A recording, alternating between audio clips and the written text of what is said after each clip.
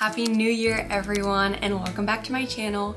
Today is January 1st, 2025, which is crazy, and I thought what better way to start my first day of the new year than talking about all of the books that I'm excited to read in 2025. I want to do a little bit of a recap on my past year's reading challenges on Goodreads and how many books that I've read in previous years, talk about my goals for 2025 and new releases that are happening in 2025 that I'm so excited to read, and then other than new releases, just other books that I'm wanting to read. They're on my TBR for this coming year. In 2022, I read a book for the first time in years and it just instantly hooked me, and so since 2022 I have been a non-stop reader. 2022 I read 10 books, then the following year in 2023, which was like my first full calendar year being a big reader, I think I read 63 books. Yes, I did, but a lot of them were audiobooks. And so then this year in 2024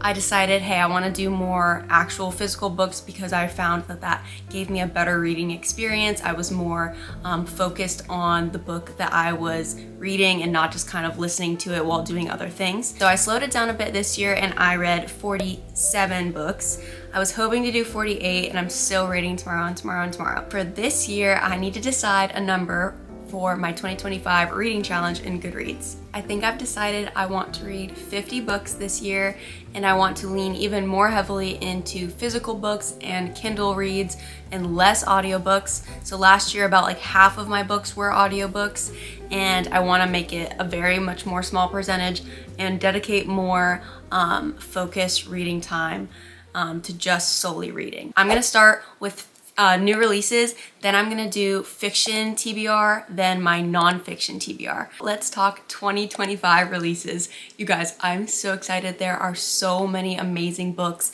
that are coming out this year, whether they're standalones from familiar authors that we all love in the book community or continuations of series and duologies. I am just so excited. Chronologically, the first new release that I have my calendar marked for is Onyx Storm by Rebecca Yarros.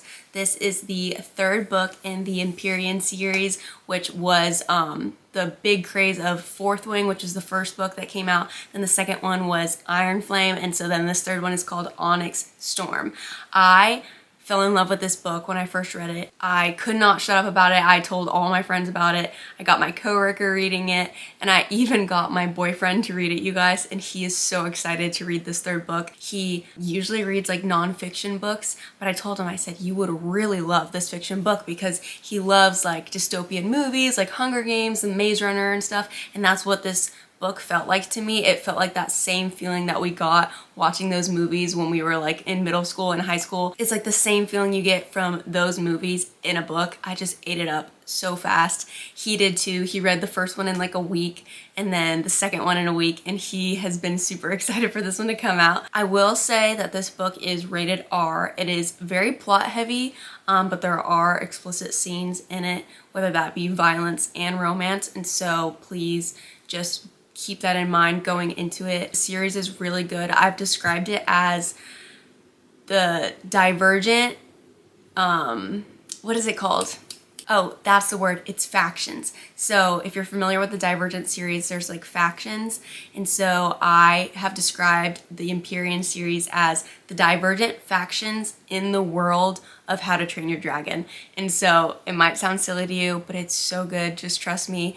It follows the main character, Violet, as she kind of has a similar story to the main character in Divergent, and she is taking on this task of being in the Dragon Rider school. There's political things going on, drama at the school, there's romance in the school, there's secrets. It's so amazing. That comes out at the end of January, so I am going to be running to Barnes & Noble when that comes out. The second release that I'm looking forward to is in April 2025, and it is Great Big Beautiful Life by Emily Henry. Emily Henry is famous for her romance and being able to write banter and chemistry between the characters so well. She just makes it so real, and I think what everyone loves about her books too is it's not solely on romance. The characters are so full. They feel like real people to you when you're reading them. They have family troubles, they have friendship troubles, job troubles. There's just so much more going on than just a romance, and I think that's what makes it so amazing. She's also so funny. Her characters are so likable.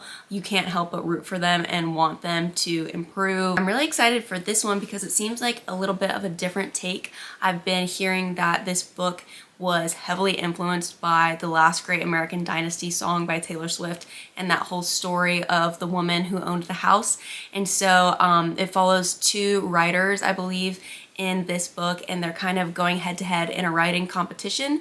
And then of course there's a romance that's probably going to bud between them, maybe like a rivals to lovers kind of thing. So either way, I love Emily Henry books. I always eat hers up when they come out.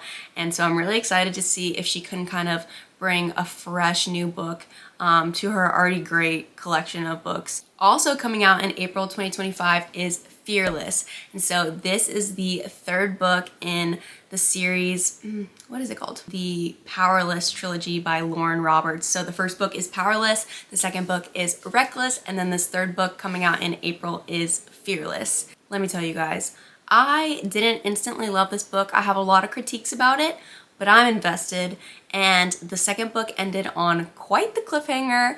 I was not a fan of how it ended. I didn't enjoy it as much, but I'm still so invested because I'm so curious how Lauren Roberts is going to tie up this ending. I've compared this fantasy to kind of like the Hunger Games scenario in the first book, but then that's just the first book, and then they kind of move on and continue their lives in the second book. And I think that I enjoyed the second book more because I didn't like that it was kind of such a ripoff of the Hunger Games in the first, but it's like Hunger Games plus magical powers, if that sounds interesting to you. I did find it a little bit cheesy. Like I said, I wouldn't recommend this book as like the best thing I've ever read, but it was still interesting, super entertaining, and like I said, she ended it on a cliffhanger, so I have to read the third book. The fourth new release that I'm so excited for is called The Night in the Moth by Rachel Gillig. Rachel Gillig is the author of the Shepherd King series, which is One Dark Window and Two Twisted Crowns, and I read those this past year, and they were my favorite books of 2024. One Dark Window was incredible, and Two Twisted Crowns was a rare follow-up to the first book that I feel like was just as good, if not even better. I feel like most authors kind of have a great first book, and then as they continue the story, it kind of goes downhill, but Rachel Gillig proved everyone wrong, and I loved the second book. That one wasn't a series, it was just a duology, and so now she's coming out with a new duology called The Night and the Moth. It's actually called the Stonewater Kingdom duology, so I think there'll be one in 2025 and then one, probably the second one, in 2026. But the first one is called The Night and the Moth. Like I said, it comes out in May 2025. And it's really interesting. I can't really explain what it's about because her descriptions are a little bit cryptic. But it sounds really interesting, set in another magical world. It sounds dark and moody. It's kind of similar to the same feelings and vibes that her other duology was, which I loved so much. So I'm really excited to see something different from Rachel Gillig because she became quickly one of my favorite authors this year. Next, we have One Golden Summer by Carly Fortune. That comes out in May 2025. Just in time for your summer reading, so I'm super excited about that. Carly Fortune has created a niche for herself of just writing books about summer romances, and so I love looking forward to her new releases right before summer so I can have my perfect beach read. Her books aren't life-changing, but she, like Emily Henry, writes really great chemistry and banter between the characters. They usually are rated R, so know that going into it, but like I said, there's so much more to the characters. Like Emily Henry, she writes really great relationships with them as well. This book by Carly Fortune follows Charlie Florek, which was a character in her first novel, Every Summer After, and so fans of Carly Fortune are really excited to get to see Charlie have his own book and see where his story goes. Next is Atmosphere by Taylor Jenkins Reid. Taylor Jenkins Reid has not released a book in a minute. Unless I'm mistaken, it looks like her last release was Carrie Soto is Back in 2022. And so it's been 3 years since she released Carrie Soto is Back. And so she's coming out with a new book called Atmosphere, which just based off the description alone, I'm not sure it would have grabbed my interest. But Taylor Jenkins Reid is such a talented author, and she does historical fiction so well by taking you back in time to a time period and creating a story that is so surprisingly good, and it always takes me off guard. And so I've just learned to trust that whatever Taylor Jenkins Reid comes out with, I'm probably going to enjoy. This book is set in the 1980s, and it is about a female astronaut, and so it just follows her journey through all of the training and then preparing for their flight. And so I'm really excited. I have literally no idea what to expect, but I know that it's going to be very good. So those are all of the new releases that are on my radar. If I'm missing any that you think that I would want to mark my calendar for, please comment them below so that I can be prepared for any new releases that I'm missing. So next, I just want to go into my fiction TBR for this year. So these are just books that aren't coming out this year. They've been out before. I haven't read them yet, and I'm just really looking forward to hopefully getting them read in the coming year. So first is The Ministry of Time by Kayleigh Bradley. I've heard nothing but incredible reviews from this book. It was Goodreads 2024 Choice winner. It's, in my head, I know it as a time traveling romance, and in the description it's called a time travel romance, a spy thriller, a workplace comedy, and an ingenious exploration of the nature of power and the potential for love to change it all. I have just heard that the way that this author uses time and the way that she describes things is just so beautiful. Haley Pham raves about this book, and she has shared some quotes and how this book has just really marked her and it has stayed with her, and so I am really excited to read this book. Something about me is I don't really like hardbacks, which I know people have their own opinions. I really prefer paperbacks, and that's mostly because I hate the dust jackets on books, and so anytime I get a hardback, I instantly take the dust jacket off. Then a lot of books are really ugly without the dust jacket, so anyways, sometimes I just prefer to get a paperback, but of course they always release the hardback first and then the paperback a year later. So I have been patiently waiting to buy a copy of The Ministry of Time in paperback because I know that this book is going to be really great. It's going to be one that I want to own and keep in my collection. So hopefully that comes out this year and then I can read it. Next is The Storied Life of A.J. Fikry by Gabrielle Zevin. Gabrielle Zevin is the author of Tomorrow and Tomorrow and Tomorrow, which I'm currently reading, and I love it so much already. I just know that her writing style is one of my favorites, and I've heard that this book is also really good, so I'm excited to read it in the new year. Next, I am looking forward to reading Lightlark, which is a part of a series by Alex Aster. It's called the Lightlark series. These have been out for a bit now. Lightlark came out in 2022, Nightbane, the second book, came out in 2023, and Skyshade, the third book, just came out a few months ago in November of 2024. I have heard that these are really good. I have it downloaded on my Kindle, haven't gotten to reading it yet, but it is like a fantasy with a curse, and they need to break the curse. I've heard there's like a competition, high stakes. Sarah Caroli also raved about the romance being part of the book but not the main part, and that it's much more plot heavy, plot driven, high stakes fantasy, and less of a romantasy being the main point of the book, which I personally love. I love romance, but I like when there is a lot more going on than just the romance between the characters. Then next, I got this beautiful copy of Little Women for Christmas, and I love the movie like I know so many people do, with Florence Pugh and Timothée Chalamet, and Little Women is just such a classic book. I do remember reading it when I was really young, but I haven't read it as a book. I mean, as an adult, and so I asked for this copy for Christmas, and I'm so excited to read it. And then I want to read Blue Sisters by Coco Mellors right after Little Women, because I've heard Blue Sisters described as a modern telling of Little Women, and so I'm curious if I read those back to back, how they are similar, how they are different. I've also heard that Coco Mellors is just a really great writer. I think she's been compared to Sally Rooney in the way that she creates her characters, and so I've been wanting to read one of her books for a really long time, and the plot of Blue Sisters sounds really amazing, and just the relationship between sisters, which I have two of them, and so I'm really excited to read Little Women and then Blue Sisters. You guys, I don't even think I'm qualified to have a booktube channel since I have never read the Throne of Glass series by Sarah J Maas. I know, it's criminal. I read the ACOTAR series in 2023. Following into 2024, I just finished the last few books in early 2024, and I've heard that Throne of Glass is just such a tier above and it's her best work, and so I've been really wanting to read it. But guys, just the commitment of a series is really hard for me. Even with ACOTAR only being 5 books, I found myself needing a break a lot of times, and I was reading a few different books in between the 3rd and the 4th and the 5th books of ACOTAR, and so I just know Throne of Glass has 8 books in it, and I just know it's going to take me a really long time, but I know that it's going to be worth it because I've heard nothing but amazing things. I'm so excited to get into it this year. And then also I want to read Crescent City series by Sarah J Maas as well. I've heard that this is probably the least favorite series by people that have read all of them. Most of what I've heard puts Throne of Glass at number 1, and then ACOTAR at number 2, and then Crescent City at 3. Maybe 2 and 3 could be swapped.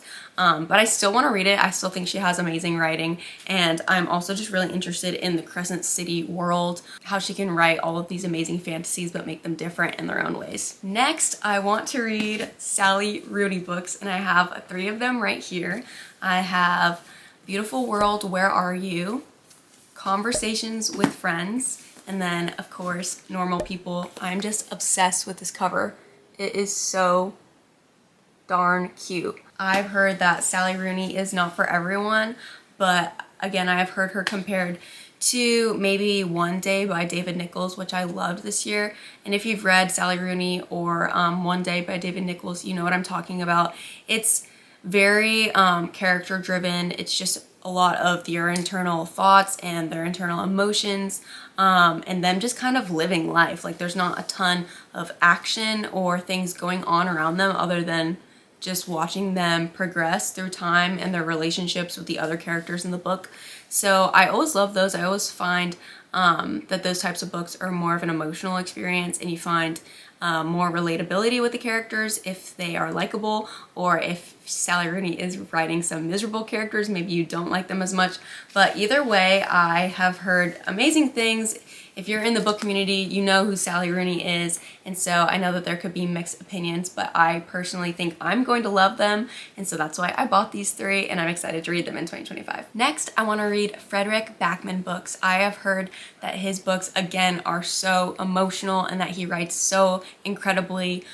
Sarah Caroli and Destiny Sidwell just rave about his books, so I want to read Beartown, I want to read A Man Called Ove, I want to read Anxious People, and then he has a ton of other ones, so hopefully I can just get through his whole entire backlist. I'll probably start with Beartown, and then I think there are a few more after that in the series, either 2 or 3, and so we'll see if I'll continue that series, but I think I'm going to start with Beartown. I really want to read Anxious People. The premise for that, I think it starts with a bank robbery, and so that already caught my attention, but I'm really excited. Next, I want to read Circe by Madeline Miller. I think this will be a great genre shift for me.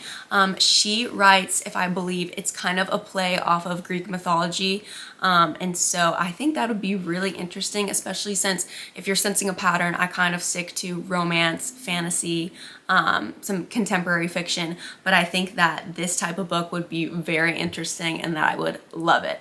Next on my list is this book called 14 Days, and it has a lot of different authors. It was written by like 20 something authors, and that is what makes it so interesting to me. I've actually heard negative reviews about this, but I'm still gonna read it because it just sounds so interesting. It's a collaborative novel, so it's not written by one person. There's a ton of big name authors that worked on this together, and it is about these people that live in the same apartment building and just what happens there. So I'm excited to read that. Similarly with The Ministry of Time though, I think the cover is so cool, which I'm gonna put over here, and I really wanna own this one. Hopefully I like it and I don't regret that choice, but I wanna get it on paperback, so hopefully that comes out in paperback later this year. In 2024, I also read The Starless Sea by Erin Morgenstern, and so I want to read her other book called The Night Circus. I think that The Night Circus came out before The Starless Sea, but I think that kind of put her on the map, and I loved The Starless Sea. She just created the most incredibly detailed world probably I've ever read about. It wasn't the best book, but in my book tier ranking video of 2024, I said I just couldn't help but admire her and respect her for the amount of detail and creativity that she put into The Starless Sea. Even though the story itself and the characters itself weren't my favorite, it was just incredible how she quite literally created an entire world. And so I've heard The Night Circus is amazing, and I'm really looking forward to reading that. Next, I want to get into some classics, and so obviously I've heard of Virginia Woolf, and I want to give some of her major works a try, so I think I will start with Mrs. Dalloway and then kind of see where I want to go from there. But with Little Women reading this year, and then I might even try to do a few rereads of Jane Austen books that I already own, and try to sprinkle some classics throughout some of the newer books that I'm reading. Along the same lines, I also want to read some Agatha Christie books. If you've read a murder mystery or a thriller, you know that a lot of them derive from original ideas by Agatha Christie, and so I really want to read one of her original books. I might start with The Mystery of the Blue Train, The Mysterious Affair at Styles, but I want to read hers. I also really want to read more from Leigh Bardugo. So I read Ninth House and Hellbent in 2024, and I loved them so much, and the book series that put her on the map was Six of Crows, and they even made that into a Netflix show, and so I have that downloaded on my Kindle right now. I've heard it's incredible. I really want to read that. And then along the same kind of genre of like a magical fantasy kind of dark, I want to read all of E. Blake books, and so she is very famous for the Atlas 6 book. I think it is a series, and then she also is famous for Alone with You in the Ether, and so I don't know a ton about these books, but I kind of know the vibe of what I'm getting into and kind of the genre that I would be getting into with her books, and I think they would be amazing. I've heard really great things. Back to romance for one more book in my fiction section is Talking at Night by Claire Daverly. I've heard this is really sweet. It also has a beautiful cover. I think it's just a matter of time before I go and pick up a paperback copy at my local store, because I've heard that this is really great. I think I've heard, hopefully I'm not confusing it with anything else, that it's similar to a Sally Rooney book in that it's very character driven, and that there's not a ton of conflict or things going on in the plot, but it just kind of follows the two characters, the two main ones, and their life and their relationship with each other. Ooh, okay, just kidding. I have a few more that I want to add to my fiction section, but I want to read The Only One Left by Riley Sager. I read one of his other books. Oh, I read two of his other books. I read Final Girls and, The House Across the Lake. So I read Final Girls and The House Across the Lake by Riley Sager. He just writes really great thriller books. There's so much suspense in them. You're rooting for the characters to survive, because often they are being hunted in these books. And I've heard that The Only One Left is really good. I think it is his most recent release. It came out in 2023. I want to get into more mysteries this year. I read a few Frida McFadden's. Actually, I only read one Frida McFadden, so maybe I'll read a few more of hers this year also. I also want to read The Devil in the Dark Water by Stuart Turton, because I read The 7.5 Deaths of Evelyn Hardcastle in 2022, and that one just broke my mind open.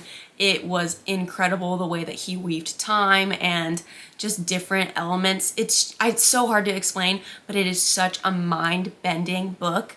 I was just in awe of it, and so I really want to read some of his other works. So like I said, The Devil in the Dark Water. I also have heard that The Last Murder at the End of the World is really good by him too, so hopefully I can get into more of his books this year. And I almost forgot, I really want to read Firefly Lane by Kristen Hanna. Also, if you've been in the book community, you know that Kristen Hanna is just renowned, and so I have never read a book by her because I have heard that they're kind of sad, and I've heard this one is maybe one of her happier ones, and so I want to ease myself into the world of Kristen Hanna with Firefly Lane. They also made a TV show about this book on Netflix, but I heard it didn't really do the book justice at all, and so I'm really looking forward to this, and then maybe after I get through this, I can move on to some of her other more dense works like The Great Alone, The Nightingale, which is historical fiction, and then also her most recent book I think is called The Women. How could I forget?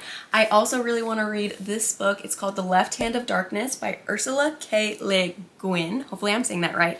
I've actually never heard of this book, but it was given to me by my boyfriend's lovely mother. She is a big reader, and she just gave this to me for Christmas, which I thought was such a sweet and thoughtful gift because she said this is one of her favorite books.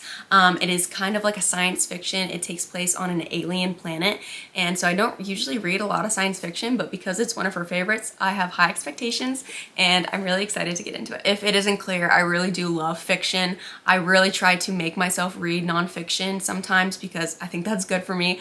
And so I have a few that I want to read this year, but not nearly as many as my fiction list. I want to read How to Know a Person by David Brooks. I picked this up earlier this year because I heard that it was just mind-blowing how he describes just knowing people and just the concepts that he talks about there and how it can improve our relationships with other people in our lives. And so I'm really excited. I have high expectations that this is going to give me some practical tools in treating people better and just loving the people in my life. I also really want to read this book called Why Do I Do What I Don't Want to Do by J.P. Pokluda. JP is a really prominent pastor and author right now. And this book is just so relatable for so many people, but especially Christians. We often are wanting to really please God and live a life of obedience, but it's really hard being sinners and just having to fight that battle daily. And so I think that this title probably derives from what Paul said of how he does what he doesn't want to do and he doesn't do what he wants to do, and just that struggle that every Christian has felt. And so I'm excited to get into this one. Obviously, there are so many other books in 2025 that I could read, and I'm definitely not going to stick strictly to this one list, but I wanted to talk about some of the books that I'm excited for so that maybe you guys can get some more book recommendations. If there's a book that you personally are just dying to read when it comes out, or just dying to read in general when you find the time in 2025, please comment it below so that I can add it to my list, and I will be back with another video hopefully really soon. Bye.